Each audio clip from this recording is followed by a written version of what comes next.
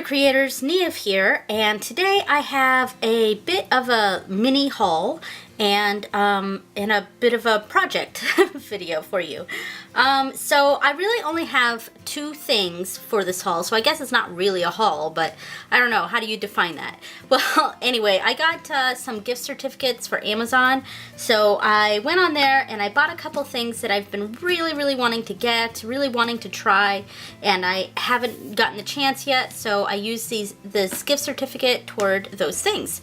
So the first thing I got was some Posca pens. And these were a 12 color pack, and I believe these were a fine point. Yeah, and so I've been really wanting to try Posca pens for a long time because I've seen them being used, and they're basically paint pens. I think it's an acrylic, water-based acrylic ink in them, and yeah, or not ink, but a water-based acrylic paint inside them. So it's basically just a paint marker, and I've seen a lot of other YouTubers and yeah, a lot of other YouTubers using them, so I was really interested in trying them. And what sold me on them, what made me sure that I definitely want to get them, was that I did some research on them, and I found out that they are actually light fast. Now, this is according to them, their light fast test, so of course, to be sure whether a product is actually light fast, you could do your own tests on that, but the fact that the company did say it's light fast, it made me much more inclined to get them, and pretty excited to get them. And they've been really fun lately. I've done one kind of project with them, and it's actually on my phone case. I use the pens, the paint pens, to do kind of a little mehendi design on the back of my phone, and it does stay really well. It doesn't rub off or anything, but if I really wanted to make sure that this one doesn't fade or rub off, I would probably put some sort of varnish over the back, but I didn't do that, so it may fade over time, who knows. But yeah, so I'm really excited to have these, and they've been really fun so far. So the next thing I got was a set of Holbein Artist's Gouache, and I'm really excited about these. And you know, it was also awesome because this set is retails at about $40, and it was on sale for about $26, and then because of my gift certificate, I ended up getting this gouache set for only $1.50. so that's pretty awesome, and these are beautiful colors.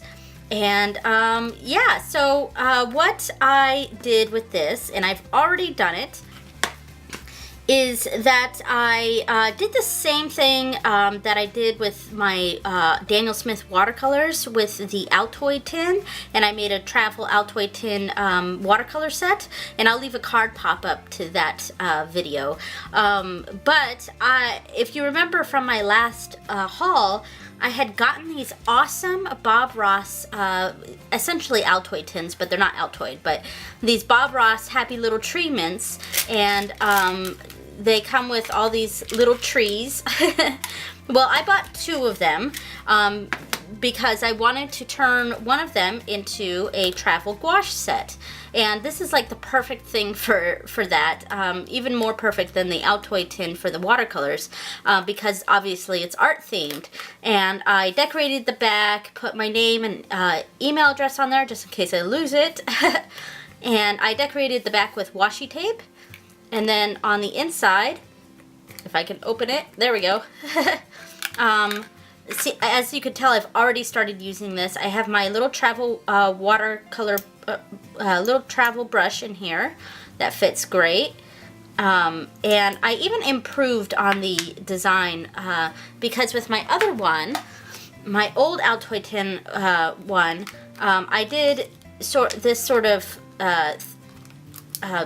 bin thing that I pulled out. This, and it's really hard to pull out. There we go.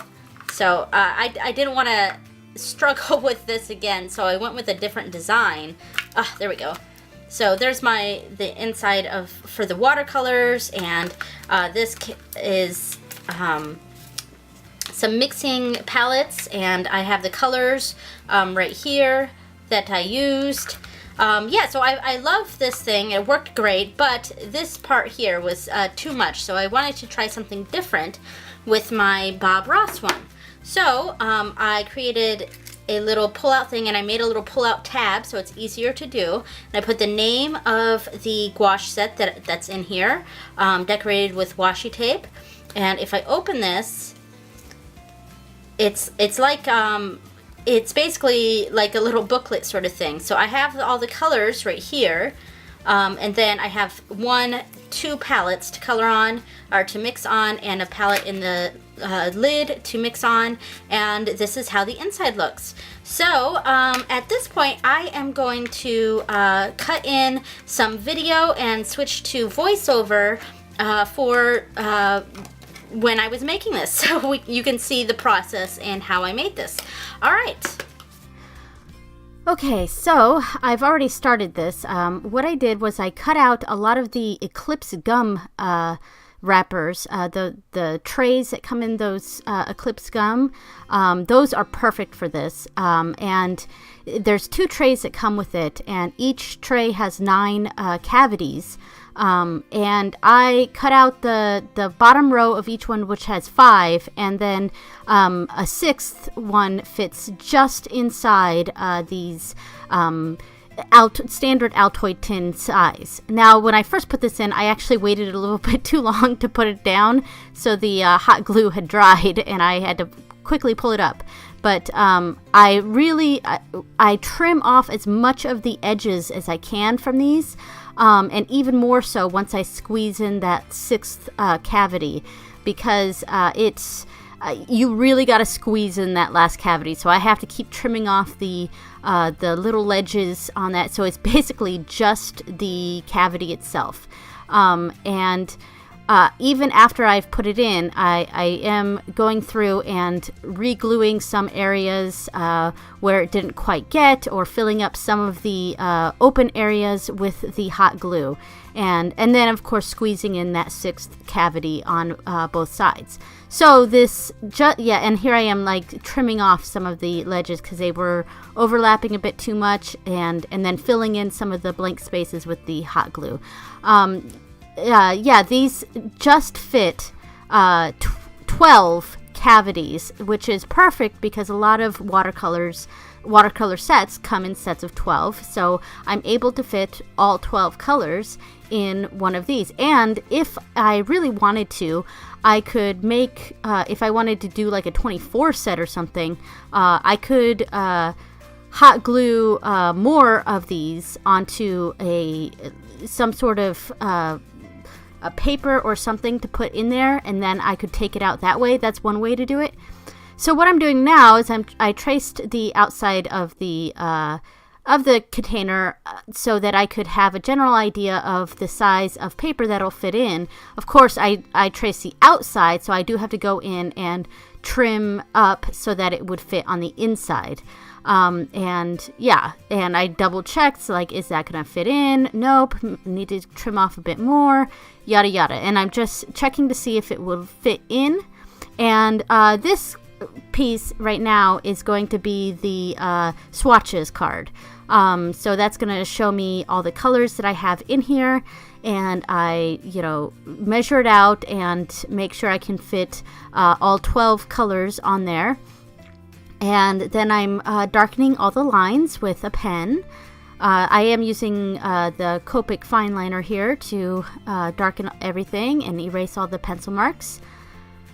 And then I'm going through with one of my alcohol markers and coloring the middle part black. Because these are gouache, they're opaque. So I wanted to be able to show on the swatches card what it looks like, not just on the white watercolor paper, but also what it looks like over black, So, And now I'm starting to fill these in, and I'm going basically in rainbow order. And so the thing you'll notice different between gouache and watercolor is actually what it looks like in the pans, because gouache is opaque and not transparent like normal watercolors. All the colors when they're in the pan actually look like the colors that they are. Whereas with watercolors, a lot of times they'll look more dark, and where you might see a hint of the color, but it almost looks like they're all like black basically in there. They all look like a black color or a dark color, and that's because watercolor is supposed to be more transparent. Not every color is, but is or has as much transparency as the rest, but watercolor in general is supposed to be transparent, whereas gouache is opaque watercolor. So because it's opaque, the colors actually look like the colors when, the colors themselves when they're in the pan. Now, when I was starting to do the swatching, I realized that I needed to probably alternate the ones that I'm doing, because when I was doing them right next to each other, the color next to it wasn't fully dry yet, so it started seeping into the one that I was painting, and that's why I had to use my rag to pull that up. But so I did every other color there, and still it wasn't the color next to it was still not quite dry enough. But I did the best I could. I tried to wipe out any excess color from the other side that came in. See, and there I am doing it again. But that one really gave me the most trouble there.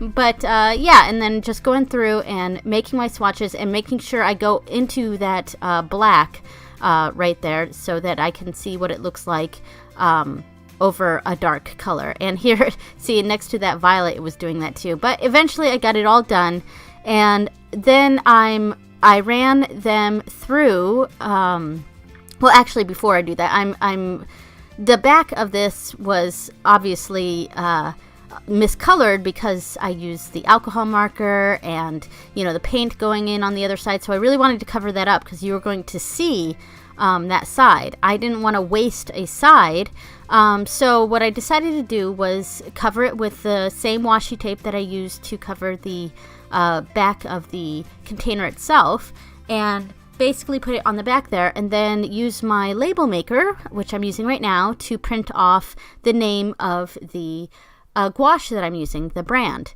And then of course I'm figuring out how to put it on there correctly, like how I want it to look, maybe like this, no, or like this. And that's when I decided, yeah, I'll put it on the side like that, because I wanted the washi tape to really be seen there, the humpback whales and the foxes, because I those are probably my two favorite washi tapes. So anyway, so now I'm trimming it all off, and when I'm done with this, I'm going to run the cards through my cold laminator. So basically it's going to be like a booklet sort of thing here. So I ran them through the laminator, and now I'm pressing on it to make sure that it's really laminated there. And now I'm trimming off all the excess lamination, and now I will be putting it all together. So it will go like that, so that the top layer there is the name of the gouache. The next on the other side is the swatches, and then the panel attached to it is some mixing area. And I'm using washi tape again to close up the little booklet that I made, and then I'm using it on the inside to just reinforce it. So of course the washi tape could eventually come off, which is fine, and I can just replace it. So, and now at the last part, so that I can easily take it in and out, because right now I'm seeing if it fits, and it does fit, so that's good, but as you can see, it's difficult to take out. So I thought what would be a good idea, and something I didn't do with my other one, because the other one had that container thing that is super difficult for me to get out and to put back in, because it barely fits, and it was kind of a little sloppy, so to be able to pull this out easily, I made a little tab out of some washi tape, and it works perfectly. It works great, and I'm really glad I went with this instead of what I did with my other watercolor container. All right, so the last bit at the top there, I laminated another piece of the watercolor paper for another mixing area, and I am hot gluing that onto the lid so that I can have an area in the lid to mix my paint. And once that's setting there, I do go through and I make sure that I can actually close the thing, that it's, putting it up there didn't cause it to not close. And then I do put more hot glue around. And here is the finished product, the back, and opening it up, and there's my brush. And we have mixing area at the top, and the pull-out watercolor gouache swatches with 2 mixing areas, and then all the colors underneath. And I can also put like a small pencil in here, and a kneadable eraser, and maybe a sponge. Everything will fit. All right, thanks for watching, guys, and I will see you next week. Later, creators. Bye!